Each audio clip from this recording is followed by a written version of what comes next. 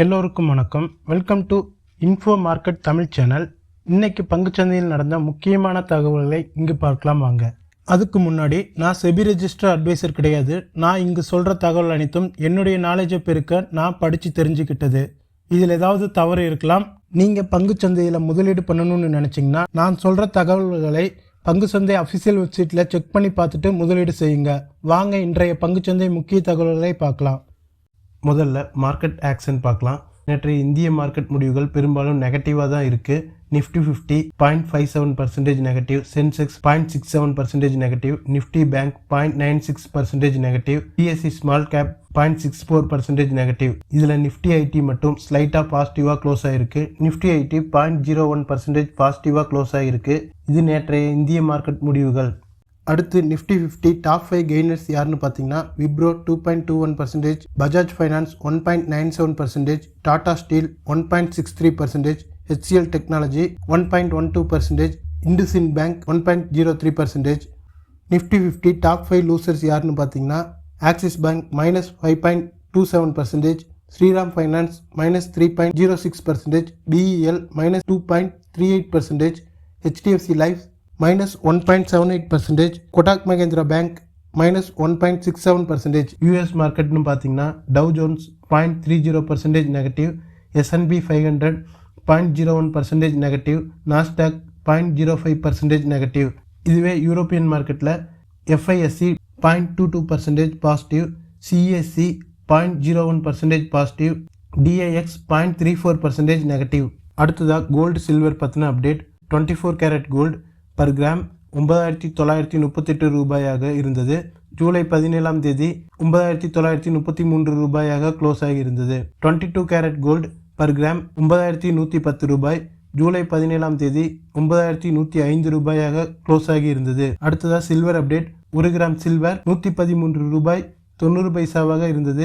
இதே 1 கிலோ சில்வர்னு பார்த்தீங்கன்னா 1,13,900 ரூபாயாக இருந்தது. அடுத்து நேற்றைய FIS DIS டேட்டா. நேற்று FIS DIS ரெண்டு பேருமே நெட் பையர்ஸாக இருந்திருக்காங்க. இதில் FIS 15,430.85 கோடிக்கு வாங்கி 15,056.11 கோடிக்கு விற்பனை நடத்தியிருக்காங்க. இவங்க நெட் வேல்யூ 374.74 கோடி. DIS 14,451.18 கோடிக்கு வாங்கி 12,347.67 கோடிக்கு விற்பனை நடத்தியிருக்காங்க. இவங்க நெட் வேல்யூ 2,103.51 கோடி. அடுத்ததாக இன்று Q1 ரிசல்ட் வெளியிடும் கம்பெனிகள் பற்றிய அப்டேட். இன்று ஜூலை 19ஆம் தேதி 19 கம்பெனிகள் ரிசல்ட் வெளியிட உள்ளன. இதில் முக்கியமான சில கம்பெனிகள் HDFC bank, ICICI bank, union bank India, yes bank, AU small finance bank, AU small finance bank, JK cement, central bank, Reliance power, Punjab Sindh bank மற்றும் RBL பேங்க். இது போக இன்னும் சில கம்பெனிகள் Q1 ரிசல்ட் வெளியிட உள்ளனர். அதை தெரிந்து கொள்ள விரும்புபவர்கள் அஃபிஷியல் வெப்சைட்டில் பார்த்து தெரிந்து கொள்ளுங்கள். அடுத்ததாக ஹிந்துஸ்தான் ஜிங்க் Q1 ரிசல்ட் பற்றின அப்டேட். இவங்க நெட் ப்ராஃபிட் 4.7% டிக்ளைன் ஆகி 2,234 கோடியாக உள்ளது. இது போன வருடம் 2,345 கோடியாக இருந்தது. ரெவன்யூ ஃப்ரம் ஆப்ரேஷன் 7,771 கோடியாக உள்ளது. இது போன வருடம் 8,130 கோடியாக இருந்தது. டோட்டல் இன்கம் 8,050 கோடி. இது போன வருடம் 8,398 கோடியாக இருந்தது. டோட்டல் எக்ஸ்பென்சஸ் 5,065 கோடி. இது போன வருடம் 5,284 கோடியாக இருந்தது. அடுத்ததாக JSW steel Q1 result update. இவங்க net profit year on year பேசிஸில் 155% அதிகரித்து 2,209 கோடியாக உள்ளது. ரெவன்யூ ஃப்ரம் ஆப்ரேஷன் 43,147 கோடியாக உள்ளது. எபிட்டா 7,576 கோடியாக இருந்தது. EBITDA margin 17.6%. அடுத்ததாக LIC சிப்லா பற்றின அப்டேட்.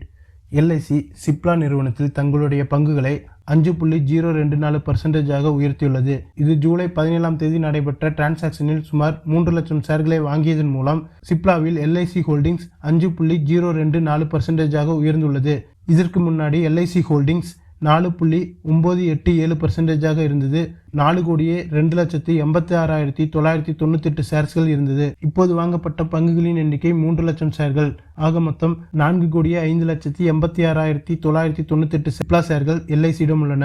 அடுத்ததாக ரூட் மொபைல் Q1 ரிசல்ட் பற்றின அப்டேட்.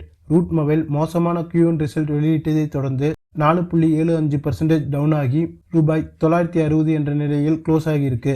இந்த கம்பெனி இயர் ஆன் இயர் பேசிஸில் 32.23% டவுன் ஆகி நெட் ப்ராஃபிட் 53.21 கோடியாக உள்ளது.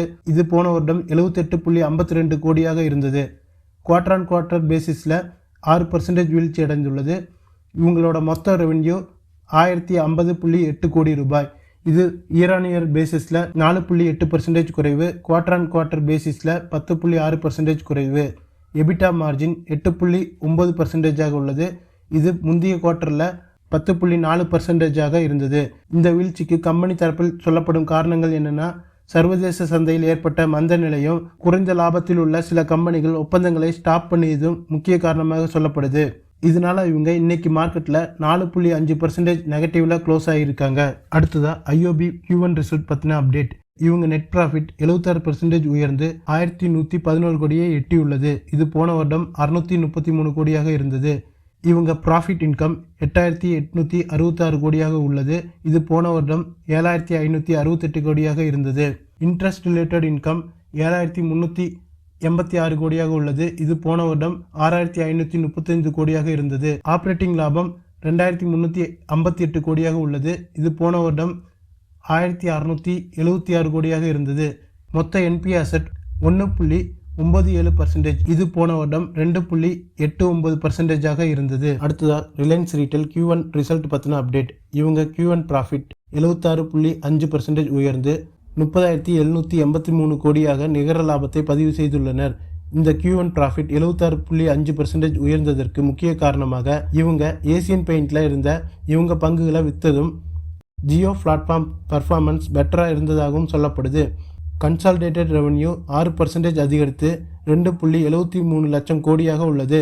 எபிட்டா 36% உயர்ந்து 58,024 கோடியாக உள்ளது. இதில் ஜியோ பிளாட்ஃபார்ம் ப்ராஃபிட் மட்டும் 25% உயர்ந்து 7110 கோடியாக உள்ளது. இந்த ஜியோ பிளாட்ஃபார்மோட நியூ யூசர்ஸ் கவுண்ட் 99 லட்சத்தை தாண்டி உள்ளது. மொத்த யூசர்ஸ் 498.1 மில்லியனாக உள்ளது. இன்னைக்கு நான் சொன்ன இன்ஃபர்மேஷன் உங்களுக்கு பயனுள்ளதாக இருக்கும்னு நினைக்கிறேன். பயனுள்ளதாக இருந்துச்சுன்னா இந்த வீடியோவை லைக் பண்ணிவிட்டு எங்கள் சேனலை சப்ஸ்கிரைப் பண்ணிக்கிங்க. தேங்க்ஸ் ஃபார் வாட்சிங்.